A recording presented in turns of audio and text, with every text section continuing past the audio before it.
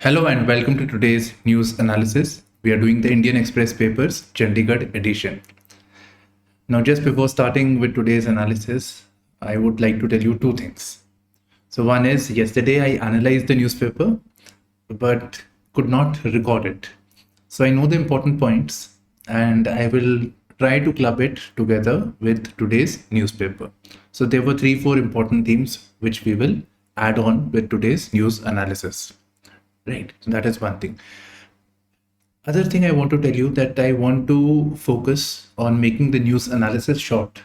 Our analysis is going at 45 minutes, 50 minutes, so something like that. I want to keep it at 20-25 minutes. So the detailing things that is required, I'll give you overview. Detailing things, I think we can have separate videos on that, and it will make it easy for you also to refer it separately. Okay. And last thing, today's newspaper starts with your explainer section and the IR section first. Okay, so these are the topics that we are covering, you can see.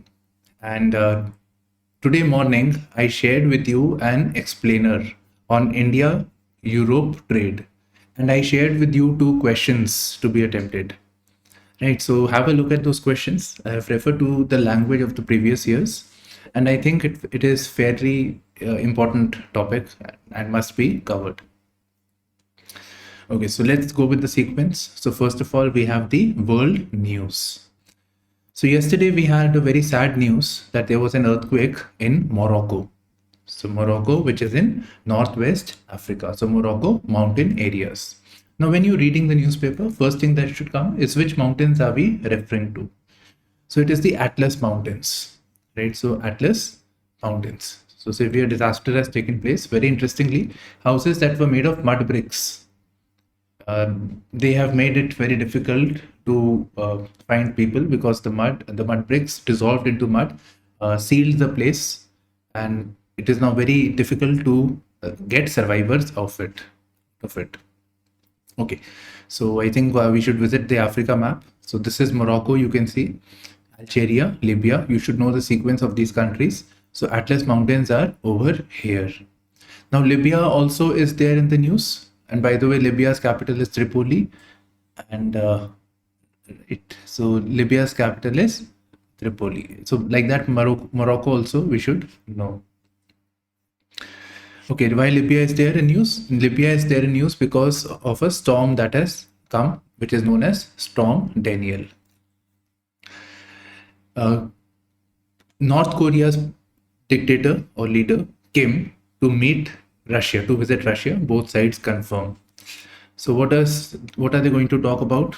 It is speculated that Russia, because of the Ukraine war, is in the want of arms. So, and North Korea has a lot of military arms hardware. So North Korea will be supplying them to them. At the same time, because of the war, Russia has sanctions and everything. Russia is isolated. It is looking at friendship from another isolated country, North Korea. And what does North Korea get? North Korea is extremely isolated. So Russia is still having a decent economy.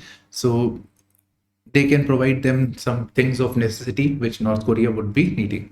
So economic trade may take place between the two countries. So North Korea will help their economy, plus it will help them come out of isolation. Okay. Next we have Bangladesh inks deal with France for Airbus aircraft satellite tech procurement. Okay, that's good. Bangladesh, France. 2 things that were important from this article was this is part of France's Asia Pacific strategy. Now, it should come to our mind as to what is this Asia Pacific strategy. And, it says it is widely seen as a move by Paris to consolidate Asia Pacific strategy and counterbalance a new imperialism in this part of Asia where China's influence is steadily growing. So the Asia Pacific strategy is nothing but it is countering China's influence in this region. And this has been specified as new imperialism. This makes it important. This expression makes it important. In fact, in the world history, colonialism, imperialism, and neo-imperialism are mentioned. And in GS2 also we can talk about imperialism, modern day imperialism. Here it is talking with reference to Chinese imperialism. China's imperialism is as it's simple.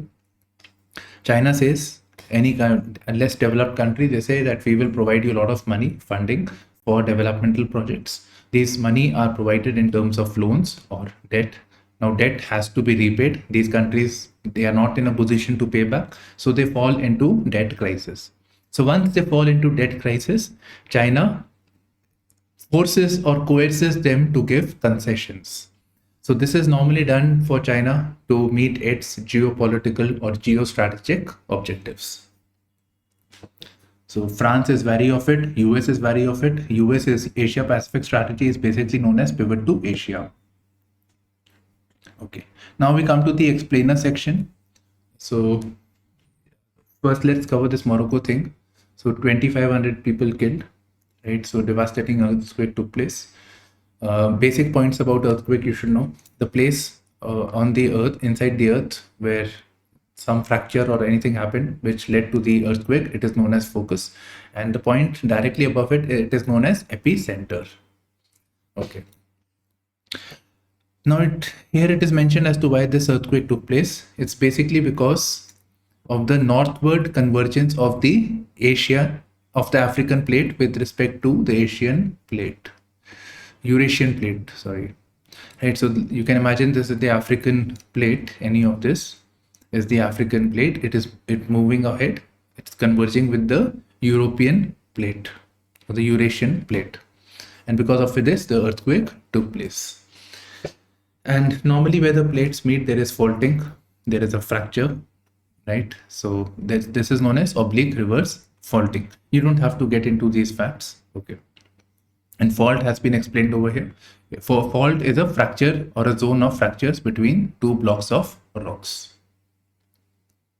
And faults allow the blocks to move relative to each other. When this relative movement takes place, obviously the earth will shake, and that we call it as earthquake.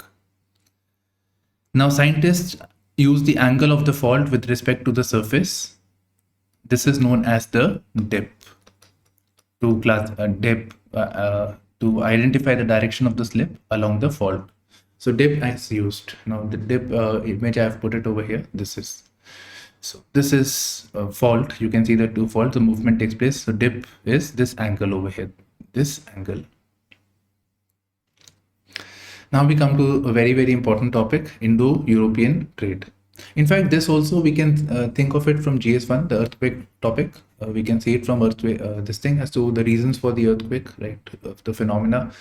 So the different types of waves, P waves, S waves, love wave, Rayleigh waves. So those things typical questions are those only from earthquake topic. Next, we come to the India-Europe trade. First of all, why are we talking about it? First of all, in the recent G20 summit, an agreement has been made between the G20 countries to re-establish the trade between India, Middle East, and Europe. Right? So an economic corridor would be created connecting India, Middle East, this is Middle East, and Europe. Now this is on lines with the old route. In the past also we used to have trade. For example, during the Gupta period, we hear about the trade with the Romans. And in fact, before that also, we find Roman coins in ancient cities of Arikamedu, which is close to Puducherry, and Muziris in the Kerala region, which was part of Chera kingdom. Okay, so this talk about a corridor, economic corridor, reminds us of the trade that used to take place in the ancient period. So 100 common era, 100 AD to 500, 600, you can talk that way. Okay. Now this trade, we hardly ever talk about it. Now imagine when was the last time you actually heard about it? We keep hearing about the one belt, one road, China's trade route, China.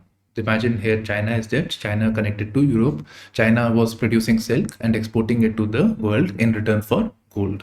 So we always keep reading about one belt, one road, maritime silk route, but we hardly ever talk about the trade of India in this context, India-Europe trade.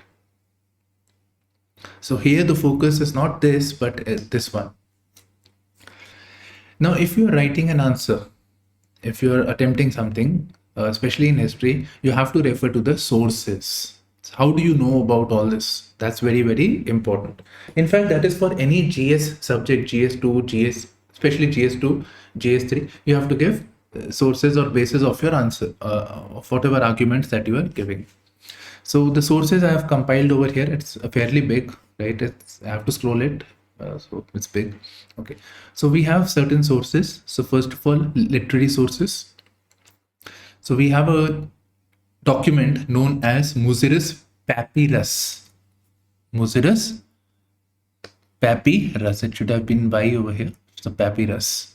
Papyrus means a document. So it was a document which tells us about the trade with Muziris. Right, so this document is there. It tells us about Alexandria-based Egypto-Roman financier. This is Alexandria. It's close to the Egypt on the Mediterranean Sea. So it tells us about what all trade was to take place between the two regions. It tells us about the trade between Egyptian port of Berinke from Muziris to from Egypt to India, Muziris, on a ship, and there used to be big ships such as Herma Palon, right? So big ships with double mast, triple mast, they used to go. So mast, I mean, imagine this is a ship, right? So that time, this is the mast with this wind pushes the boat. So single mast, double mast, triple mast, depending on the size. So wind power was used to trade. So it tells us about the name of a ship also. It tells us about the articles of trade. So trade in olive, trade in gold was there. The things that were taken from India, the cinnamon plant which was called Mala Batharam, perfume, ivory, pearls, precious gemstones, same things. It doesn't matter which document, all of them will talk about the same thing. Right. So we have Muziris Papyrus.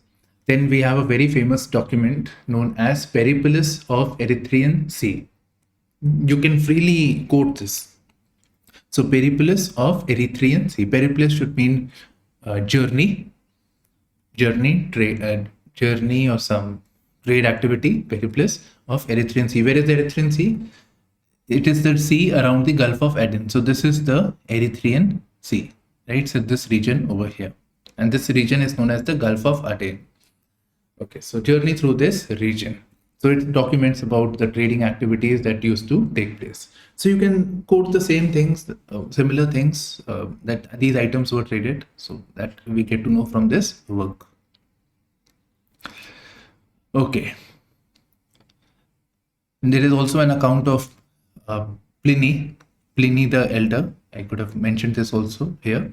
Pliny the Elder, which in which the Roman historian Pliny is complaining that the Rome is getting impoverished because of trade with India. A lot of gold is going out to India, but this notion is wrong.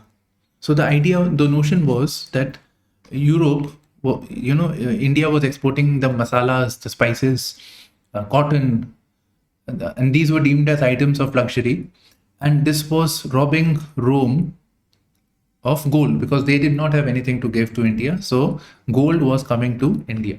This notion is wrong in a way. Gold, yes, definitely it came. We have Roman gold coins. Guptas were issuing gold coins because gold was coming from here. But there were other things also that Indians were taking, like Roman wine. There were Indians who were fond of the Roman wine. There was trade in olive oil that was going on, and a kind of fish known as garum. So garum is a kind of a fish. Then Tabasco sauce is there in some with pizza people have it. So Tabasco or a garam masala of the day. Okay, so you have the literary sources: Muziris Papyrus, Periplus of Erythraean Sea, and the account of Pliny the Elder. Fine. We have archaeological sources.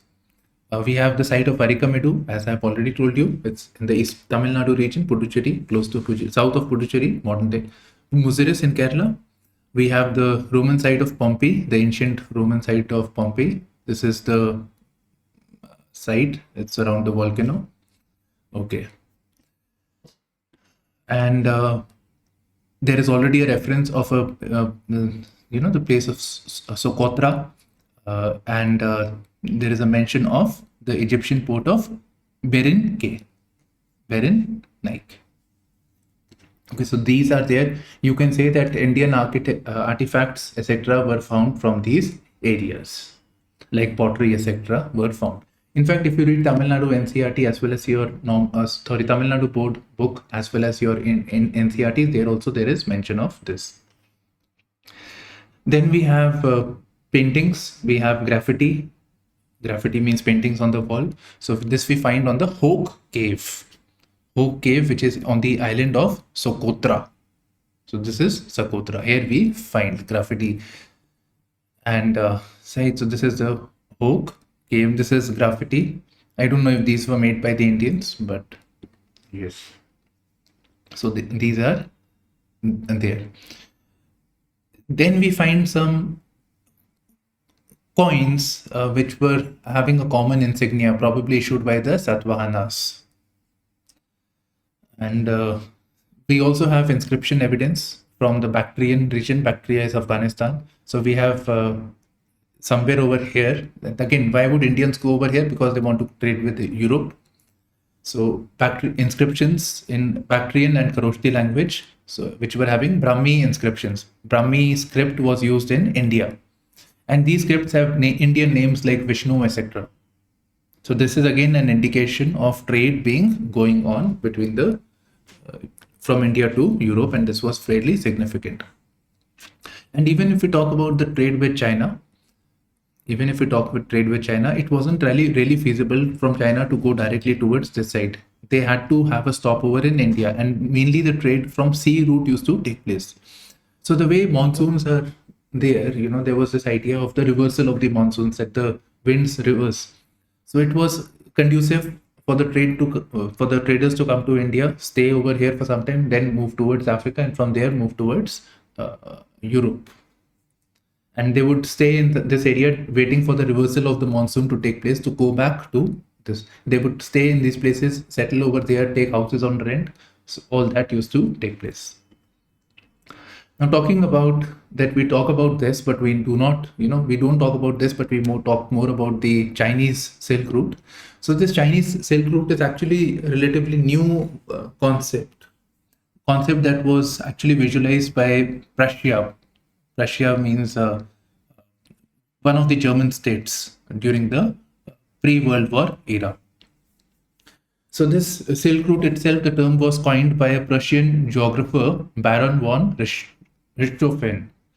And he was fascinated. He romanticized the idea of connecting Prussia to China by a rail link, connecting Berlin with Peking.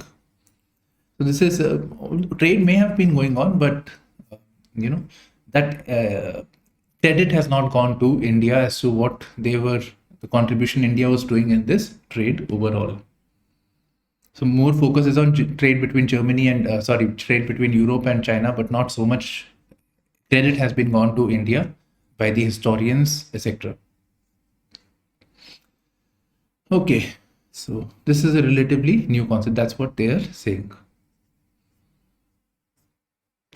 Nifty has touched 20,000, so it's historical landmark.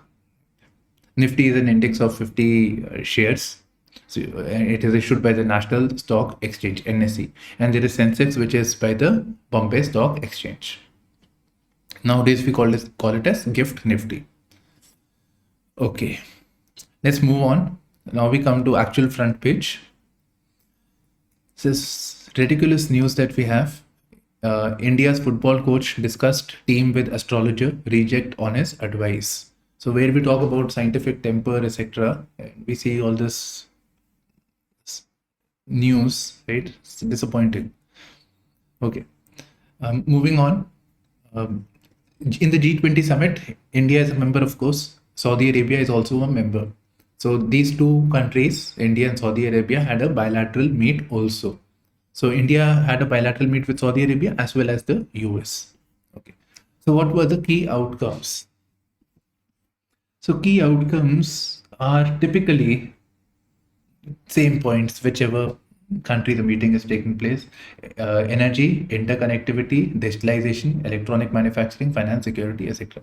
But when we talk about Saudi, our core interest, I'll tell you, with Saudi or this Arabic bloc, these countries have a lot of money, lot of capital, and we need that long-term capital. So finance for infrastructure projects, that is number one priority. Second is energy security, oil.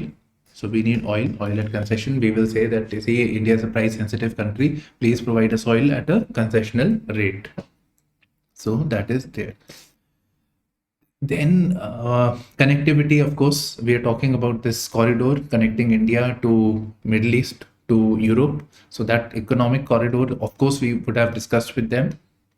Digital public infrastructure, we keep talking about it. But there is one more point. There is a lot of Indian diaspora who lives in Saudi Arabia, Dubai, etc. So diaspora's interest concerns us. Last point. I just forgot. Right, last point. Okay, so these are the core. Yeah, internal security issues. The Saudi people are known to have support Wahhabist movement. Wahhabist is an extremist ideology, and the terror organizations somewhere have this inclination towards the Wahhabism. Saudi is known to be supporting, financing Wahhabism, and that concerns India's internal security. So these are the main core points. Next, center plans to open try chairperson's post to private sector. Okay, it's simply, I was concerned as to why to private sector. So private sector means we can have non-government employees. That is the meaning. So lateral entry for expertise from the private sector can come in. So we're talking about a lateral entry into government offices, government departments. So this is a step up. Previously, 3-4 years back, we were talking about having lateral entry to civil services. So, and we're talking if it is a reform, how it will be good, what will be the shortcomings, those things used to be discussed. So since these are already discussed, you should be able to find analysis on this topic easily. Okay, this seems to be important. Next news. India's top science prizes announced. Of course, this is important, especially for prelims perspective. So this top science prize award is known as Shanti Swarup Bhatnagar Award. And these are issued by the CSIR. And in fact, Shanti Swarup Bhatnagar, Shri Shanti Swarup Bhatnagar was the ex-director of the CSIR.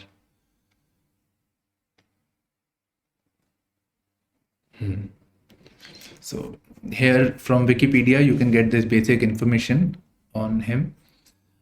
Today, I did not analyze as to which all subject matters this award had gone to, what were the contributions. So that is left, but these are the fields in which the award is granted.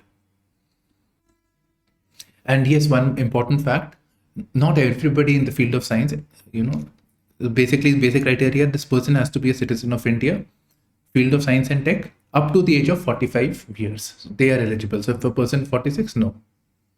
A citizen of India, not resident, citizen of India.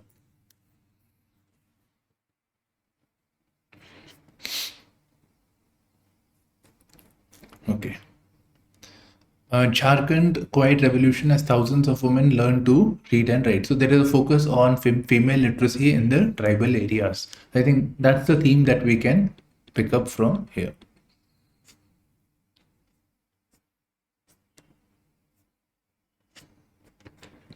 Okay. From Pakistan, and there's a person from village of Bhagat Singh, Leelapur. So he has written a book in Urdu on Bhagat Singh.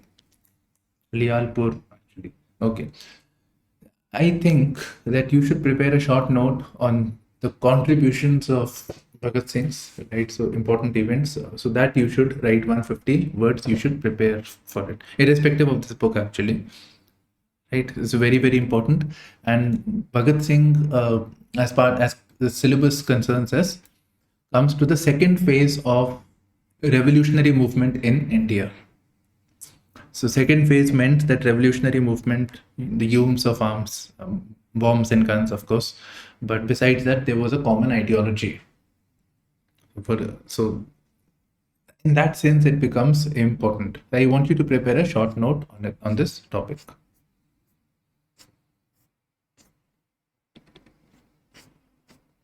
Okay. Yes, yesterday's news also, we will club it now. Day after pledge not to arrest Putin, Lula, the president of Brazil, says courts qualified. Okay. So I want to introduce the concept of G20 Troika. You must have studied previously also. So what is a Troika? Troika are basically three countries which will be hosting the G20. So for example, present country of G20 was India. So India was the chair. India gave the, now Prime Minister Modi handed it over to Brazil. So there are two countries now. And India got it from some other countries, that is Indonesia. It was known as Bali Summit, Bali Declaration. This one is known as New Delhi Declaration. Maybe the next one would be known as Rio de Janeiro Declaration. So Troika is the three countries. The present country hosting the G20, the previous country, and the next country. So that was mentioned in yesterday's newspaper. Okay, now what is the news? News is very simple. Brazil will be hosting. Now, obviously, we want all G20 members to attend, but Putin may not attend the G20 summit. Why? Because Brazil is a signatory to the Rome Statute, which provides for the ICC, International Criminal Court. By the way, India is not a signatory to the Rome Statute. So you get this point. International Criminal Court is there. It's based on the Rome Statute. That is the important point. India is not a signatory. Brazil is. Okay. And International Criminal Court previously found Putin guilty of war crimes, and therefore he should be arrested. So therefore, since Brazil is a signatory, if Putin comes, he may be arrested. So previously he said, no, Putin will not be arrested. Later he says it is the court's call. Okay. Previously, even South Africa is a signatory, and that's why when the summit took place in Johannesburg, Putin did not come to avoid arrest. Now we come to the editorial opinion page. We are using a lot of shortcuts today now, right? Because same G20 things is there, so there's shortcuts we can use, and we get some good ideas. So first article is right place and time. For what? For the inclusion of Africa, African Union. Right. Now I want you to search on Wikipedia, read basics about African Union. Okay. So African Union has been added during India's summit over here. As simple as that. Now, how do we add value to this article? So African Union inclusion would mean giving more voice to the global South. Africa would be represented in a much bigger way. So that is one thing. The other thing is that forget voice of the global South. The other thing is important is how is India engaging with Africa?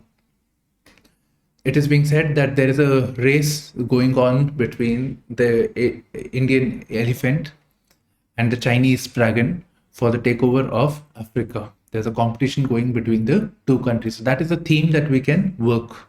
It's competition between China and India for Africa. You can think as to why India wants to go after Africa, why China wants to go. What are the give and take in this relationship? How can India, China is of course having more resources. So how can India overcome this Chinese challenge? How it can partner with other countries like US, Japan, etc., like-minded countries, and offset the Chinese influence. Next, after the summit. Okay. So the author is basically praising the G20 like anything. Everywhere, here it is a praise, here it is a praise. And it okay, fine. It's a big achievement. Like a lot of countries had come organizing it across so many cities, 60 sittings. It was a big achievement. Okay. And having the countries to come to a consensus on the document, which they called it as creative ambiguity. It was ambiguous statement. So that's good. Now it says that fine, you have all done all this thing. Now what? Post this thing, post this declaration of the G20, we much is left to the implementation. Implementation is very important. Now, what I have done is here, what I think we get these themes as to the topics that we need to prepare for mains. Okay, so topics. So we get 2030 agenda for sustainable development, not something that is new. Okay, so where are we on this sustainable development goals? So it is saying that 12% of it is on track. That means 80. So that is being praised actually, but I think 88% we are behind. And where is India with reference to sustainable development goals targets in 2030? So we are halfway there. So it was between 2015 to 2030. So where are we in this regard in 2023? So that's something that we can work on. Although these days such questions critical of not being asked really. Okay. Climate change is something that is important. Climate change and climate finance. So that is something that we can work separately. This is a theme. Then health emergencies, how the world together can work on health emergencies. Right, so that is important. Then the issues with the multi-level debt vulnerabilities or the debt crisis, and the reforms of the multilateral development banks. So countries falling into the debt trap. We hear about Sri Lanka, we hear about Pakistan, and so many other countries. So how can multilateral development banks help it? Sri Lanka came into debt because they were borrowing from China at unfavorable terms. What if multilateral development banks were more proactive in this regard? So they can offer loans, softer loans than China. So it may have been a better situation. So this is something that can be looked upon. Then of course, digital public infrastructure, India stack is something, India is pitching this to the world that we are doing good work in this. So this is something that we can prepare. Then other than this, human-centric artificial intelligence framework. The world countries should work on this. And another one was crypto framework, framework on cryptocurrency. Okay, so cautiously on artificial intelligence. Yes, so in this G20 summit, Prime Minister Modi said that we have to work on human-centric artificial intelligence. World community should work together to come to a human-centric artificial intelligence framework.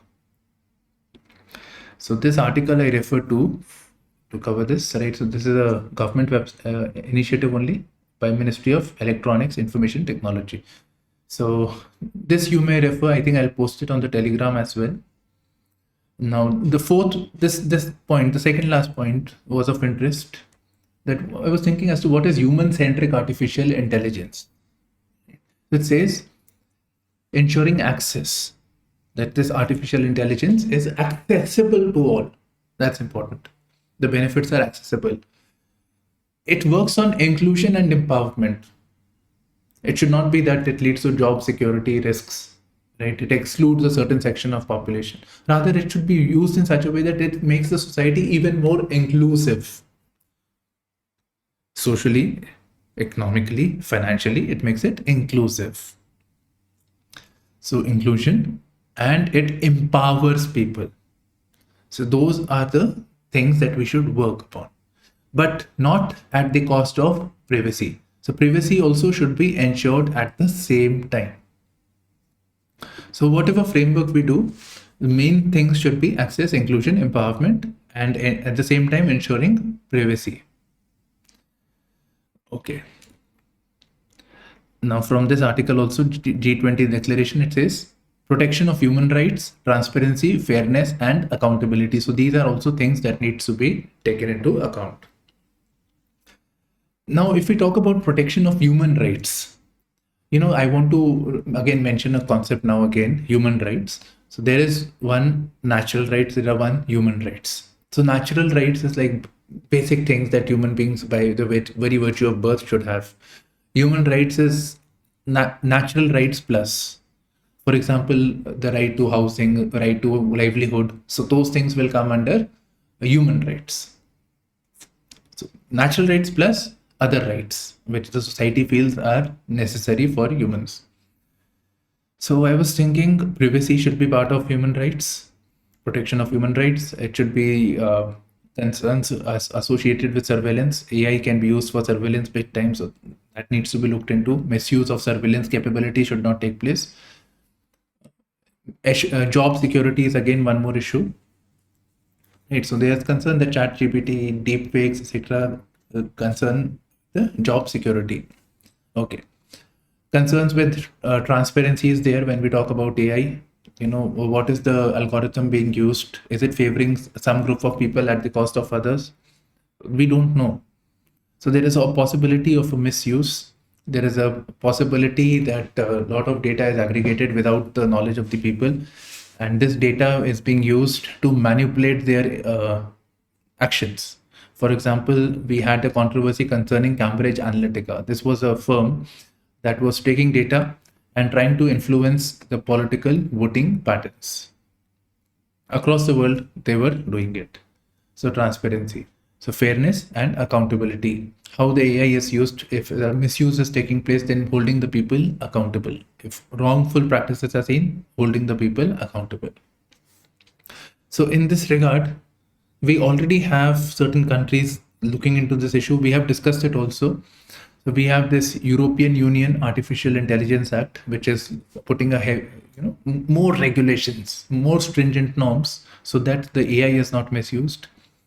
US is having its voluntary safeguards framework, so voluntary kind of approach, minimal light foot regulation. UK is also having a light foot regulation. India is having this Digital India bill, which may concern the issue of artificial intelligence as well. Okay. Now, what can be done, right? So these are the points that, okay, fine, these things should be part of your AI framework, human-centric AI. But what can be done? How can the world countries work together?